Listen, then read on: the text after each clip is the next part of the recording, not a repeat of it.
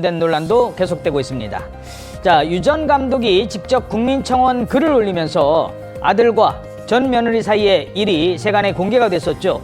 그런데 이번에는 유 전 감독의 부인, 그러니까 전 시어머니가 나섰다고요? 네, 그렇습니다. 류중일 전 감독의 아내가 한 인터넷 커뮤니티를 통해서 장문의 입장문을 공개를 해서 주목을 받고 있습니다. 류 전 감독의 아내는 해당 글에요. 이번 사안은 두 집안의 사적 분쟁이나 감정 싸움이 아니라 여교사와 학생 간의 부적절한 관계로 제기된 성범죄 의혹과 그 과정에서 동행한 손자에 대한 아동학대 문제, 그리고 이를 제대로 다루지 못한 사법 판단의 허점을 사회적으로 알리기 위한 것이다라고 주장을 하면서 청원글을 올린 배경을 설명을 했습니다.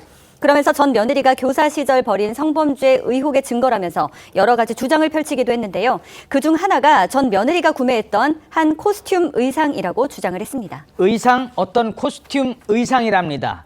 이 의상에 뭐가 문제가 있는 걸까요? 자, 좀 어려운 얘기고 이 당사자로서는 얘기하기 좀 힘든 얘기였습니다만 유중일 전 감독의 아들에게 직접 이야기를 들어봤습니다. 짐을 챙기는 과정에 남성의 체액이 묻은 그 교복을 침대 아래서 발견하게 됐습니다. 사설 업체에 맡겨서 간접적인 대조를 통해서 주인이 남학생인 것을 밝혔고 국과수로 가게 돼서 동일한 결과가 나왔다라는 것을 제가 전해 듣게 됐습니다. 너무 명확한 증거인데 저를 얼마나 무시했으면 이거를 집에 들고 올 생각을 했을까. 근데 무엇보다도 구매 날짜나 호텔 간 날짜를 보면 제 아들을 둔 상태에서 그런 행위를 했다는 게 DNA가 나왔다? 이건 또 무슨 말이에요? 지금 방금 들으신 게 류중일 감독 아들 얘기잖아요. 이게 지금 전처의 불륜으로 갈등을 빚고 있다가 집을 정리를 했다고 합니다. 그런데 집을 정리하다가 침대 쪽에서 한 의상을 발견했다고 그래요. 이 의상이 바로 이 전처가 구매한 코스튬, 그러니까는 일종의 이벤트를 위한 의상인 거죠. 예. 그런데 이 코스튬 의상에서 이 남성, 그러니까 지금 불륜 의혹을 빚고 있는 제자의 DNA가 나왔다는 겁니다. 그래서 사설업체하고 국과수에서 이 DNA를 간접 대조를 했다고 그래요. 예. 그 결과 이 남학생의 DNA로 확인이 됐다는 게 류중일 감독 측의 주장이고요. 그때 호텔에 같이 갔다는? 그렇습니다. 이 간접 대조라는 게 지금 어떤 거냐면은 직접 당사자 DNA랑 대조를 한 게 아니라 그 남학생, 그러니까 DNA 주인으로 의심되는 남학생의 아버지가 피운 꽁초, 이 꽁초하고 이 의상에서 나온 DNA하고 간접 대조를 했다는 겁니다. 그러면서 류 전 감독 측은 이제 남은 절차는 직접적으로 DNA를 대조하는 것만 남았다라고 주장을 하고 있습니다. 자, 그러면 그 의상에 대해서 전 며느리는 뭐라고 했답니까?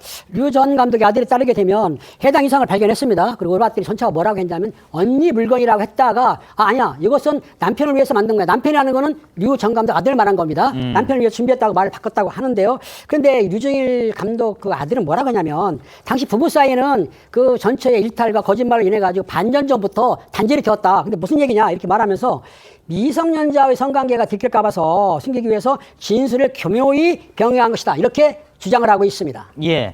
자, 유중일 전 감독의 아들은 또 가족이라고 믿었던 장인 어른으로부터 큰 상처를 받았다라고 호소하기도 했습니다. 전처의 불륜이 발각되고 나서 전 장인어른이 저를 부르시더라고요. 너 계속 이러면 형사적으로는 우리가 널 고소할 수밖에 없다. 최땡땡 회장도 이제 불륜하고 잘 산다. 저희는 상처를 많이 입었죠. 저 전처랑 10년 이상 만났고 전 장인어른과도 거의 한 8년, 9년을 함께 했는데 가족이라고 생각했던 사람이 2차 가해, 3차 가해를 가하고 있으니까 너무 답답한 마음에 이렇게 지금 호소를 하고 있는 그런 내용.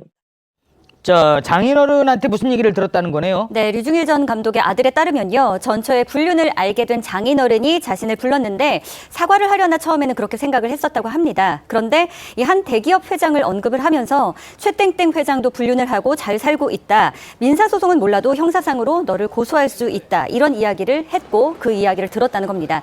류 전 감독 측은 이 사돈의 적반하장 태도는 2차 가해, 3차 가해라고 주장을 하면서요.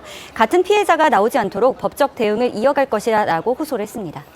자, 전 시어머니인 유중일 전 감독 아내는 이 상대 남학생 측의 태도에 대해서도 문제를 제기했습니다. 이건 어떤 내용입니까? 네, 우선 류 전 감독의 아내는 이 전 며느리와 그 남학생이 서로 이제 호칭으로 자기야라고 이야기를 했다라고 하면서 판결문과 일부 대화 내용을 공개하기도 했고요.